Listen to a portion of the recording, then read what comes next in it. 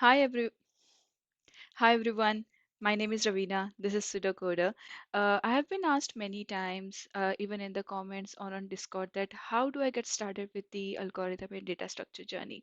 And so I have replied a lot of you, but I thought, why not make a video out of it so that this information is available for anyone who is seeking for it. So today we are going to talk about how to get started. People have a hard time to to figure out where to start. How do I get around it? And because it's too much, it's usually overwhelming. So let's see how we can start our journey here. If you're learning algorithms just for your knowledge, or if you want to put it to use later during interviews, so it becomes really easy if you have one language and you know to know the syntax of it and you know how to go about it. And it also because of the practice that you have been doing, you'll be solving all these algorithm problems, and it is usually easier to do it in one language. So the first thing that you would do is pick a language, and then the second thing that you are going to do is actually um, learn data structures, right? So we have different types of data structures. You have to learn what is a data structure, what are the different types of data structure, and what are their properties. So for example, you'll be learning about integers, arrays, list, linked list, heaps, so that when you actually start solving these algorithm questions, you'll be able to actually know where to apply a particular data structures and which data structure will be suitable at which instance. So for example, if you are looking for a fixed number of integers in one thing, then you may say, oh yeah, I can use an array here. But if you want something that is incremental, you don't know how many elements you have and you have to stick them all together, then maybe you can use a list, or maybe a dictionary if you want to look up something, and you don't want the complexity to be, you don't have to go through the whole thing, you want a key or value key and value pair, something like that, then you can go for dictionary. So it's really important to know what data structures are and what are the type of data structures out there even before starting your algorithm journey, because that is actually the foundation of it. You will not be able to solve anything if you don't have if you don't have your data structures in place. The third thing is start solving questions. And everyone is confused when they see all these questions on either whichever platform that you're using, whether it be HackerRank or LeetCode or any other platform like CodeChef. So we don't really know how to start, where to start. And my advice to you would be start from the easy problems. So what you can do is go to your particular platform, go to a particular data structure. So all these platforms have problems sorted by data structures, their frequencies and everything. So what you can do is go to your platform, select a particular data structure and solve the problems for that data structure. And I would say, solve the problems. I don't have a number on it because I mean, honestly, you cannot actually put a number on it. You have to solve things until you get a hang of it. So suppose you solve a couple of string problems and you're comfortable with it, then you moved on to linked list and you see that you're having a hard time understanding what is linked list and how to tackle those problems. Then the trick would be to solve more linked list problems, right? To get comfortable with them. And once you have these easy problems in place where you are comfortable with how to apply your data structure in a particular algorithm, it doesn't need to be a complex algorithm. It just needs to be something simple because you're doing it for the first time. Once you have a hands on, which data structure goes, how you write it, how do you, go about it, how your thinking process is going to be, then I would suggest you move to medium questions. Now, if in most of the interviews, that I have been, or what I have been doing, what I've been reading, most of the questions that I get are between medium and hard. It's not like every interviewer is going to ask you a hard question. Actually, 70% of the time, I have actually got a medium question than a hard one. So concentrate on your medium. So medium is a sweet spot, right? Medium is not too complicated or not too easy. And the lead code medium questions are really good. They will make you think, and at the same time you will be able to solve it in a reasonable time, and also in reasonable, brainstorming. So I would suggest you to solve medium questions. Medium questions are something that you can solve daily. You Once you start solving medium questions, you solve a couple of them, you will be able to solve more, trust me, because you will be able to switch from, you have already done the easy work and then you are doing the medium, and then mediums are somewhat similar, so you will be able to solve more medium problems. Now the last stage would be go on to the hard. I will not tell you to just solve hard problems, because those hard problems are sometimes ridiculous. There is just one way of solving it, and no sane person can come up with such kind of solution. So I would suggest you to, keep switching from hard to medium, medium to easy, and then I would suggest you to solve some easy problems here and there, because sometimes you think too critically and you actually forget about the basics. So we don't want to do that. We want to keep everything in our minds. So once you have completed, you are comfortable with medium problems, you can move to hard ones. And let me I actually forgot to tell you this, but when you start your journey, when you start doing easy problems, don't beat yourself up. You can look at the solution if you don't understand it.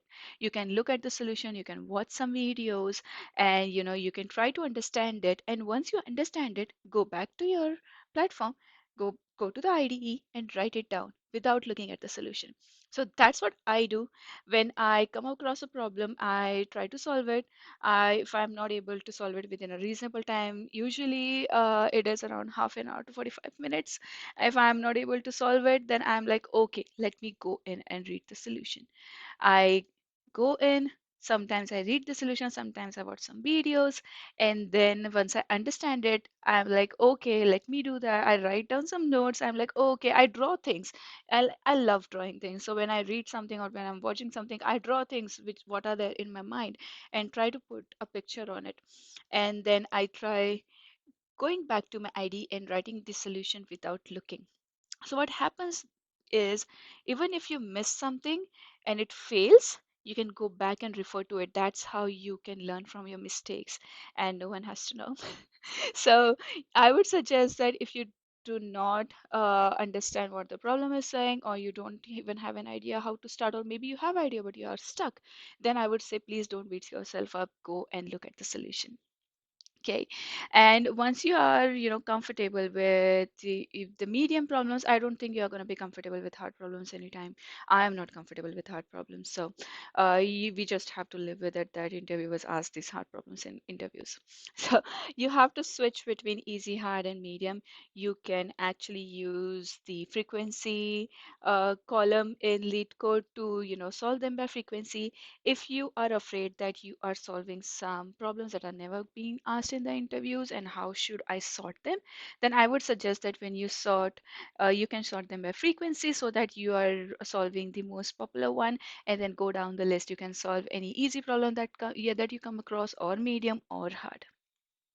And this is one of the important things that I cannot stress enough about is please calculate the time complexity and time space complexity of every problem that you solve.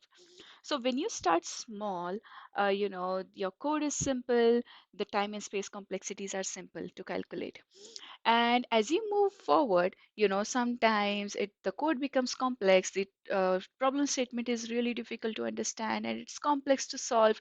At that point, what happens is, if you do not calculate time and space complexity, if you don't have the habit of calculating it from the start, when you go on to your hard or easy or medium problems, you actually find it a bit difficult to understand what is the time complexity. Oh, how is it this? How is this done?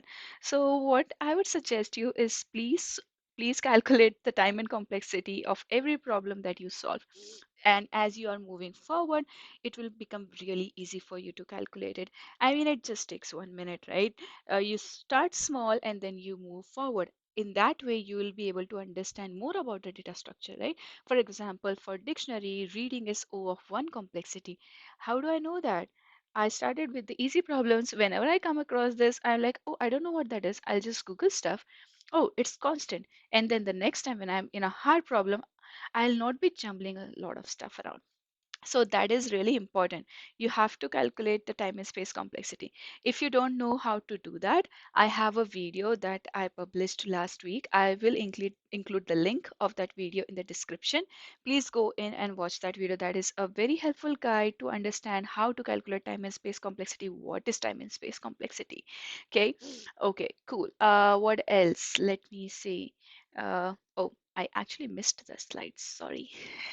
And yeah, the last thing is consistency, right? You want to solve at least one problem a day. If you are having a hard time to, sit and dedicate yourself, or you are just lazy, then I would say that participate in those contests that LeetCode has. Every month, there's a new problem that you have to solve, and then if you don't solve it, you lose a badge. Or if you can solve it, then over the month, over that period, you can get a badge that you can actually show off on LinkedIn. So a consistency is really, really important. You can solve at least one or two problems a day, that is fine, but you will benefit from it in the long journey.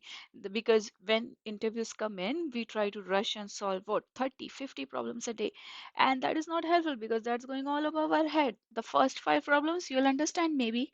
After that, it will be just like looking at something, solving at something, and not understanding anything. So I would say start early, bring that consistency in life, and then start solving these lead code problems every day. Or maybe not every day, maybe alternate days, but you have to have that consistency in life if you want to truly understand what algorithm and data structure is.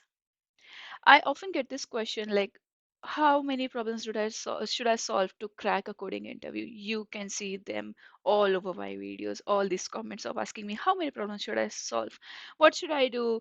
And, the answer to that question is how much ever that make you feel comfortable with algorithms. I actually don't have a number. I have people who have solved 100 and cracked into Microsoft or Google. I have people solved who have solved 600, 500, and still are waiting to be in those big companies.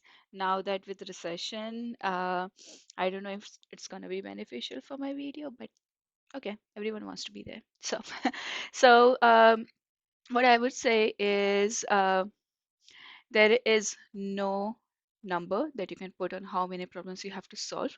The more problems that you solve with good understanding, it is going to be beneficial for you. Once you understand what is algo, what you should apply here, what data structure you should use, and all these things, it is going to be a piece of cake for you. And there is no number. You just have to solve the problems until you get comfortable. Okay, so I hope this tips were helpful, and let me know if you want to learn about something else, if you want to know my. I know that this schedule is not going to be comfortable with everyone, that is not going to work for everyone, but these are just some tips and tricks to get you started. And once you get started, then you can, kind of understand, discover what works for you, at least to get in the pitch. This is what I have done for myself, and it has worked for me. No guarantee that is going to work for you, but this can get you at least started. And if you have any questions for me or anything that you would want me to explain, then please let me know in the comments below. Also, I am actually starting a whole new playlist for data structures. I actually did one or two last year, but I'm working on it since many of you have requested for it. So please stay tuned for it. You will be getting some data structure videos from me. So thank you so much for watching, and I will see you next time. Bye.